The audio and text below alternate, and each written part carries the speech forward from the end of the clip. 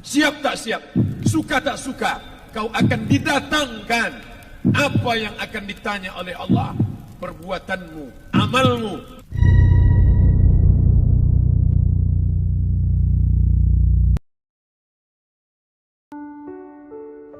Malam ini kita menyadarkan diri kita, terlebih lagi yang berceramah, jangan kau hanya sampai menyampaikan ayat saja. Hai Abdul Samad, apakah kau yang bicara itu hatimu sudah hidup? Senantiasa merasakan diri, aku orang paling hina, aku orang paling kotor, ditempelkan kening ke lantai di tempat yang diinjak tapak kaki, mengatakan bahwa aku bukan siapa-siapa. Umur diberikan Allah 40, 60, 70. Berapa yang kupakai untuk menolong agama Allah? Berapa yang kupakai untuk mengingat Allah? Mata, tangan, telinga, kaki akan diminta tanggung jawab di hadapan Allah. Dulu dibangga-banggakan, dihormati, dimuliakan. Yang kami muliakan Al-Mukarram, Al-Ustaz. Tapi pada saat tiba masanya, yang kita bawa tak lain tak bukan innallaha la yanzuru ila ajsamikum. Allah tak menengok badan, fisik, bentuk tubuh, baju. Ini sampulnya saja. Wala ila suwarikum, Allah tak menengok rupa, wajah. Walakin yanzuru ila qulub. Hati kamu yang bersih itulah yang kau bawa menghadap Allah Subhanahu wa taala. Yauma la yanfa'u malun, harta tak berguna. Wala banun, anak tak bisa menolong. Harta tak berguna, anak tak mampu menolong. Illa man atallah, kecuali orang yang datang menghadap Allah biqalbin salim, dengan hati yang bersih, hati yang tulus, hati yang memercikkan cahaya iman, hati yang bersih dari hasad, busuk hati, sum'ah, riya, takabbur. Itulah yang menolong di hadapan Allah Subhanahu wa taala. Apa kata Imam Ali radhiyallahu an? An-nasu niyam. Semua manusia waktu hidup itu tidur. Bapak tidur, ibu tidur, saya tidur. Semua orang waktu hidup itu tidur. Falamma matu, ketika dia mati, disitulah dia baru terjaga dari tidur panjang. Saat Israel mencabut nyawa, ditarikkannya adalah satu centapan yang kuat. Disitulah kita baru terjaga dari tidur panjang. Betapa aku meninggalkan salat, betapa aku tak berzakat, betapa dulu kekuasaan. Aku lulus umur 30, pensiun 58, 28 tahun, apapun tak pernah kubuat untuk agama. Sibuk membesarkan anak, sibuk mengurus warisan. Anak pun tak ingat dengan kita, karena kita lupa menanamkan pendidikan agama di dalam otak kepalanya. Harta yang banyak tak sempat menolong agama Allah. Anak tunggal semata wayang tak sempat dididik agama. Istri meninggalkan dalam keadaan stres susah hatinya, karena dia tak diajarkan sabar menerima ridha ketetapan takdir Allah. Dan paling celaka, tak pernah anggota tubuh ini dipakai untuk berzikir, muhasabah, mengingat Allah. Tak pernah mata dipakai menengok Quran, kitab suci Allah. Tak pernah dipakai hati merenung sejenak. Apa yang akan kubawa mati menghadap Allah Subhanahu wa ta'ala. Abdul Samad dari dalam tanah naik ke atas tanah, ceramah, masuk balik ke dalam tanah. Yang kau bawa apa? Baju koko tinggal, peci tinggal, pakaian kehormatan tinggal.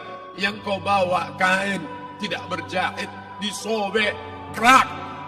Itu yang akan menyampul kulitmu, yang selama ini kau dimandikan, dibersihkan oleh ibumu dulu 60 tahun yang lalu. Sampai masanya kau lupa kapan kau dimandikan dulu. Sekarang ruh melihat, disebut dia ruh karena dia raha ya ruhu ruh, seperti aroma semerbak yang datang pergi hinggap. Ruh sampai masanya dia datang masuk ke dalam jasad. Ruh sampai masanya dia pergi meninggalkan jasad. Malam ini dimuliakan Al-Mukarram Haji Abdul Samad LCMA. Kenapa Abdul Samad ini dimuliakan? Karena ruh hinggap sejenak sebentar, sampai masanya besok pagi dia ruh keluar dari dalam tubuh ini. Anak yang katanya ayahku sayang, Istri katanya, kaulah abang. Sampai masanya mereka tak lagi mau mendekat. Rumah itu saya yang buat, saya yang mengukurnya.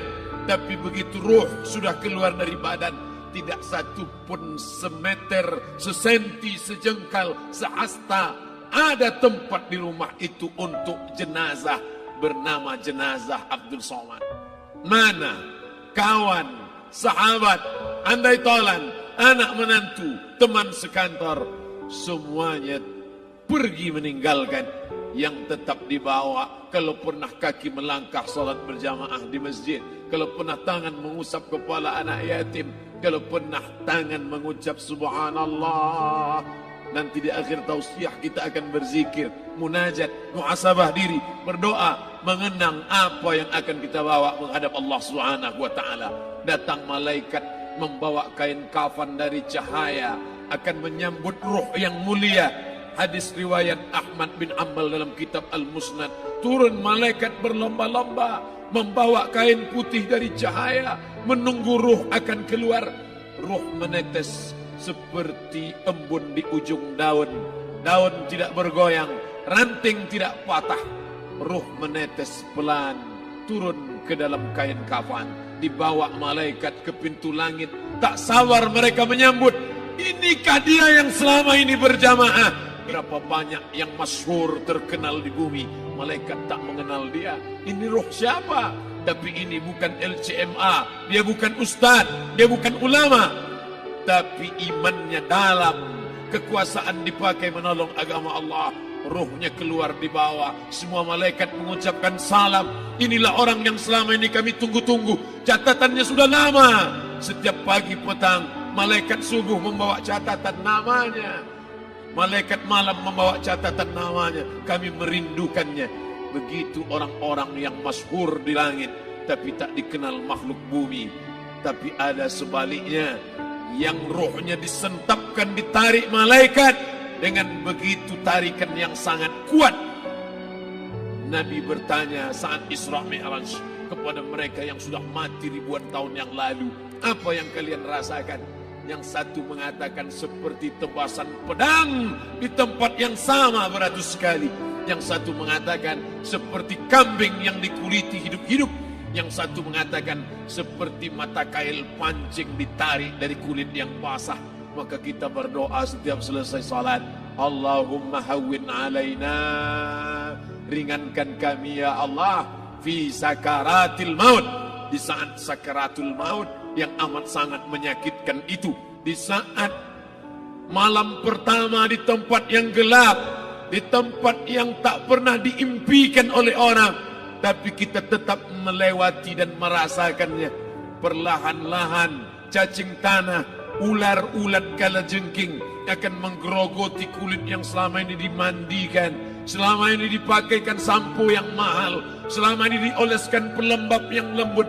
Tapi ternyata sebelum roh keluar jasad, setelah keluar, dia hanya akan menjadi santapan cacing tanah, hancur berkeping hari demi hari.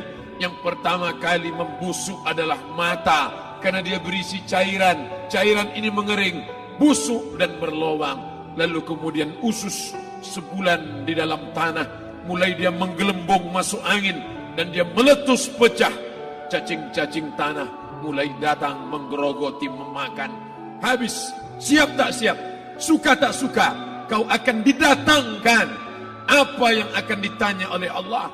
Perbuatanmu, amalmu. Faman ya'mal mithqala dzarratin khairan yarah. Sebesar biji sawi, sebesar ujung rambut, kau aniaya orang, kau makan titik puluh keringatnya. U'tul ajira ajrahu, berikan upah pekerjamu, gaji tukang panenmu, gaji tukang cuci setrikamu. Kau makan, kau tahan 3 bulan. Dia tak menuntut, dia senyum, dia hanya mampu mengadu kepada Allah. Tapi titik peluhnya yang keringatnya, air matanya akan kau balas di hadapan Allah Subhanahu wa taala. Di saat itu tak ada siapa bisa menolong. Hari ini uangmu banyak, kau bayar pengacara handal 1 jam 100 juta, bebas tanpa syarat.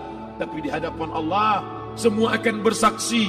Al-yawma nakhtimu ala, lidah yang selama ini pandai bicara, dikunci, ditutup Allah Ta'ala, yang akan bicara wa tukallimuna aydihim wa tashhadu arjuluhum, kaki akan bersaksi, tangan akan bicara, bima kanu yaksibun, yang pernah dilakukan di masa yang lalu.